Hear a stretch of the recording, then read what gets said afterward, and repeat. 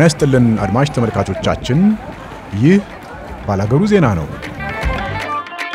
ጤና ይስጥልን እንደምንላችኋል ክቡራን ተመልካቾቻችን ይህ ባላገሩ ዜና ነው። ከዜናዎቹ ጋር ገነዘው ዲያብሪያችሁ ቆያለሁ።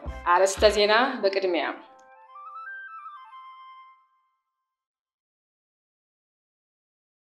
አብን ዶክተር በለጠን ድጋሜ መረጠ። የኢትዮጵያ ቴሌቪዥን በመንግስት አስፈጻሚዎች ጫና እንደሚደረግበት በፓርላማ ተነገረ።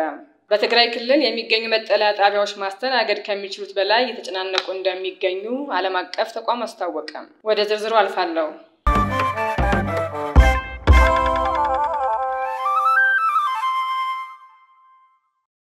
አብን ዶክተር በለጠን ድጋሜ መረጠ። የአማራ ብሔራዊ ንቅናቄ አብን 3ኛ መደበኛ ጉባኤን በማካሄድ ዶክተር በለጠ ሞላን የፓርቲው ሊቀመንበር አቶ መልካሙ ጸጋይን ምክትል ሊቀመንበር አድርጎ ሰይሟል።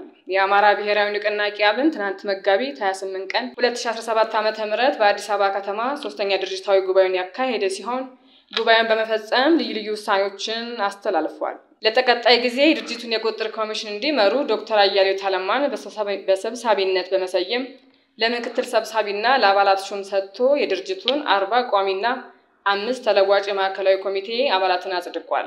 አዲስ የተመረጠው ምክር ቤትም ዶክተር በለጠ ሞላን ሊቀመንበር አቶ መልካሙ ጸጋይ ምክትል አድርጎ የሰየመ ሲሆን አጠቃላይ 9 አባላት ያሉት የአስፈጻሚው ኮሚቴ አጽድቋል። በዚህ መሰረት አንደኛ ዶክተር በለጠ ሞላ ጌታውን ሊቀመንበር፣ ሁለተኛ መልካሙ ጸጋይን ምክትል ሊቀመንበር፣ ሶስተኛ ረዳት ፕሮፌሰር ዳምጦ ተሰማን የፖለቲካ ጉዳይ፣ አራተኛ አቶ ዩሱፍ ኢብራሂም የህግ ጉዳዮች፣ አምስተኛ አቶ ጋሻው መርሻን የህዝብ ግንኙነት፣ ስድስተኛ አቶ ሐሳቡ ተስፋዬን አደረጃጀት፣ ሰባተኛ አቶ ጥበበ ሰይፈን ጽህፈት ቤት፣ ስምንተኛ አቶ ማሩጃኔን ስትራቴጂና ስልጠና እንዲሁም ዘጠነኛ አቶ አንዱዓለም አላምረው የውጭ ግንኙነት አድርጎ ሰይሟል። የኢትዮጵያ ቴሌቪዥን በመንግስት አስፈጻሚዎች ጫና እንደሚደረግበት በፓርላማ ተነገረ። የመንግስት ጉዳይ እንጂ ህዝብ የሚፈልገውን እየሰራ አይደለም ተብሏል። የኢትዮጵያ ቴሌቪዥን በመንግስት ስራ አስፈጻሚ አካላት ጫና ስለሚደረግበት የመንግስት አካላት የሚፈልጉትን እንጂ ህዝብ የሚፈልገውን ጉዳይ አይሰራም የሚል የኦዲት ሪፖርት ትችት ቀረበበት። ትችቱ የቀረበው የተወካዮች ምክር ቤት የመንግስት ወጪ አስተዳደርና ቁጥጥር ጉዳዮች ቋሚ ኮሚቴ፣ የኢትዮጵያ ብሮድካስቲንግ ኮርፖሬሽን የሬዲዮና ቴሌቪዥን ዜናና ወቅታዊ ጉዳዮች አገልግሎት አስተጣጥና አፈጻጸም ውጤታማነት በተመለከተ የፌደራል ዋና ኦዲተር በተቋሙ 2015/2016 ዓ.ም አፈጻጸም ላይ ባደረገው የኦዲት ሪፖርት ላይ መጋቢት 24 ቀን 2017 ዓ.ም ከተቋቋሙ ኃላፊዎችና ከዋና ኦዲተር መስሪያ ቤቶች ኃላፊዎች ጋር ውይይት ሲደረግ ነው። የቋሚ ኮሚቴው ምክትል ሰብሳቢ ወይዘሮ አራሬ ሞሲሳ በሰጡት አስተያየት መንግስት የሚፈልገውን እንጂ ህዝብ የሚፈልገው ሚዲያ ላይ አይውልም ብለዋል። ዘገባው የሪፖርተር ነው። በትግራይ ክልል የሚገኙ መጠለያ ጣቢያዎች ማስተናገድ ከሚችሉት በላይ የተጨናነቁ እንደሚገኙ ዓለም አቀፍ ተቋም አስታወቀ።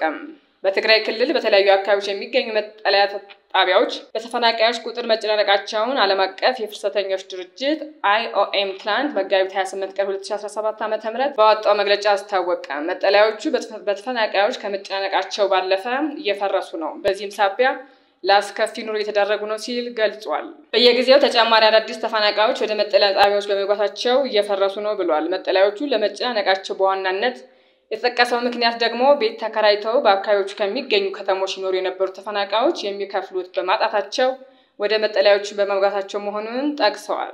በክልሉ በሚገኙ ትምህርት ቤቶች ተጠልለው የሚገኙ ተፈናቃዮችን ወደ መጠለያ ጣቢያዎች ለማዘዋወር ጥረት እያደረገ እንደሚገኝ የጠቆመው ተቋሙ እስካሁን 21 ትምህርት ቤቶች ላይ ተጠልለው የኖሩ ተፈናቃዮች ወደ መጠለያ ጣቢያዎች ማዛወር መቻሉን አመልክቷል።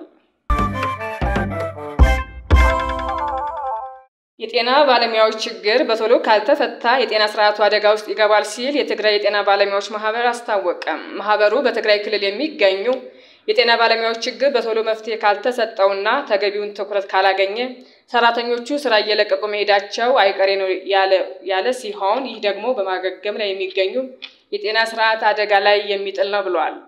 ማህበሩ አሁን ላይ እየሰራቸው ስላሉ ስራዎችና እየገጠሙ ስለሚገኙት ችግሮች ለሚመለከታቸው የትግራይ ጊዜያዊ አስተዳደርና ለፌደራል መንግስት አመራሮች አቅርቧል ያሉት የትግራይ የጤና ባለሙያዎች ማህበር ሊቀመንበር ዶክተር ፍስሐ አሸብር ከችግሮቹ መካከል ያልተከፈለ ውዝፍ ደሞዝ፣ የሙያተኛ ከለላ አለማግኘት፣ የትራንስፖርት አገልግሎት፣ የሥራ ቦታ፣ የመኖሪያ ቤት ጥያቄና ነፃ የሕክምና አገልግሎቶች በኮቪድ ጊዜ ለተሰራ ስራ ያልተፈጸመ ክፍያና የደሞዝ የሥራ መደብ እርከን እድገት ተጠቃሽ ናቸው ብለዋል።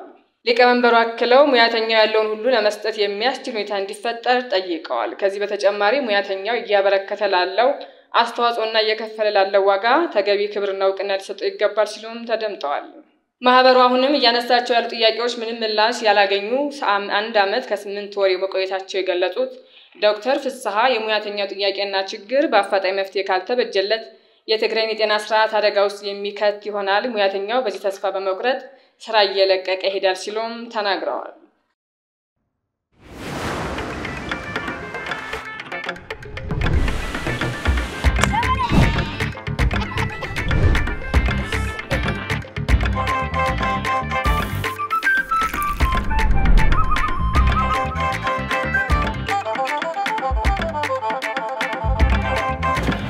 ጤና ይስጥልን አድማጭ ተመልካቾቻችን፣ ይህ ባላገሩ ዜና ነው።